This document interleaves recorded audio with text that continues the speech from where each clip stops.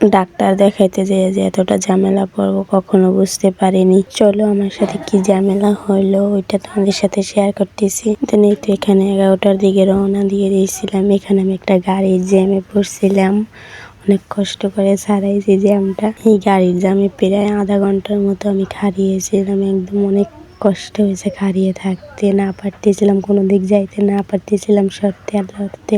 দেন কথা বলতে বলতে ডাক্তারের কাছে আইসা পড়ছি। তারপরে দেখতেছিলাম একটা রোগী ছিল।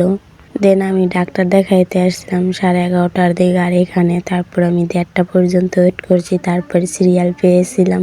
দেন বসে থাকতে থাকতে খুব বিরক্তকর লাগছিল, একটু ভালো লাগতেছিল না, ওদের পেটেও ক্ষুধা লাগতেছিল।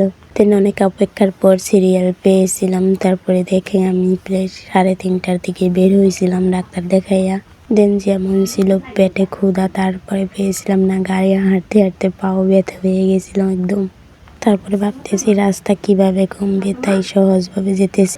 দেন এখানে ক্রিকেট খেলায় সবাই, তাই সেই মাঠ দিয়ে যাইতেছিলাম। এখান দিয়ে গেলে একটু তাড়াতাড়ি হয়, তাই এখান থেকে যাইতেছিলাম। দেন যাওয়ার টাইমেও গাড়ি পানি, আসার টাইমেও গাড়ি পানি। যাওয়ার টাইমে ক্ষুধা ছিল না, আসার টাইমে পেটে অনেক ক্ষুধা ছিল, কিন্তু গাড়ি পেয়ে। আমার ভিডিওটা এই পর্যন্ত শেষ করছি। ভিডিওটা ভালো লাগলে ফলো এবং সাবস্ক্রাইব করে দিও। আল্লাহ হাফেজ, বাই বাই।